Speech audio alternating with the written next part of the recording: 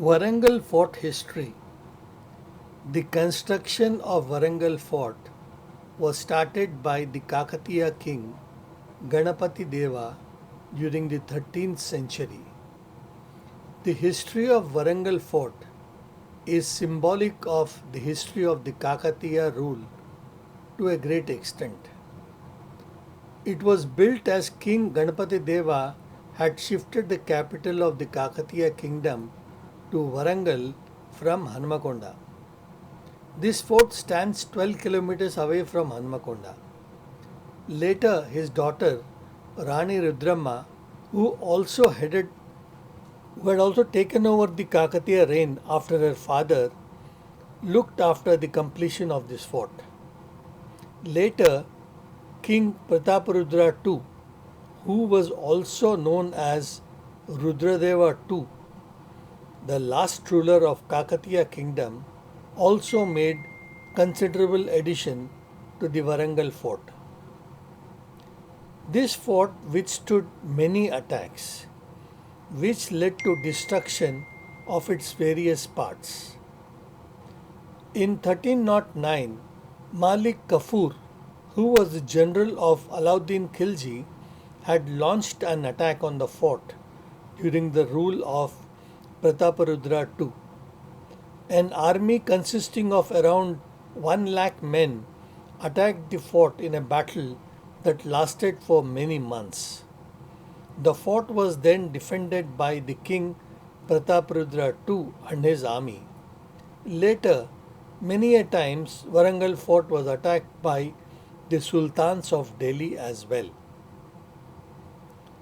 The Qutub Shahi Dynasty took control of this fort, and later it was under the rule of Hyderabad Nizams. Warangal Fort architecture.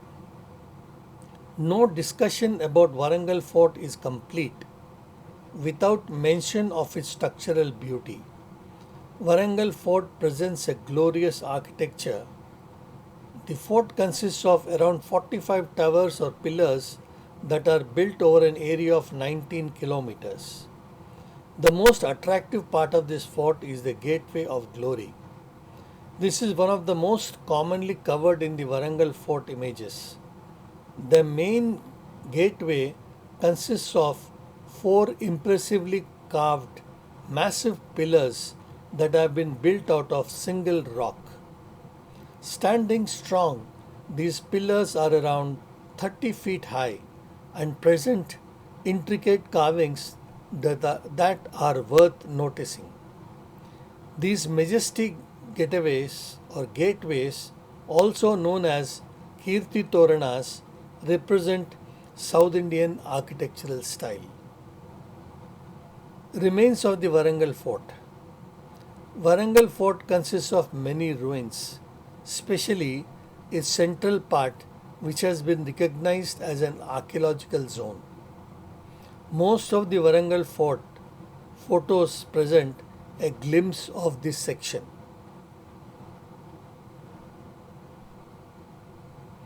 There are ruins of Shiva temple. One can also see wall slabs, entrance pillars, ceiling panels, and many small shrines. The main deity of the temple, Linga with four faces of Lord Shiva, has been kept in a shrine towards the southern complex of the fort. Regular prayers are offered to the Lord at the new shrine. Within the fort complex, one can also find ponds and various small temples. These remains offer an insight into the fort structure and of the Kakatiya era. Inscription on the pillars and the walls also speak about the period during the reign of Kakatiya kings.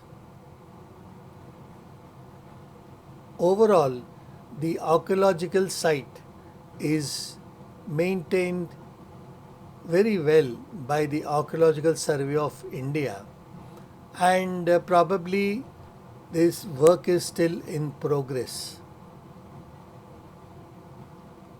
However, what is sad when you see the various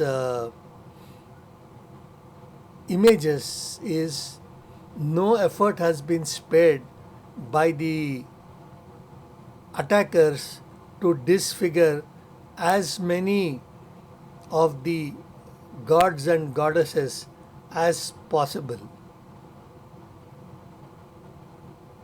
The images tell a sad story of the period gone by.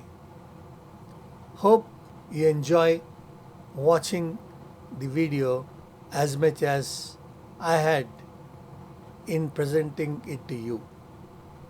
Thank you all very much. Bye bye. Have a great day. Thank you.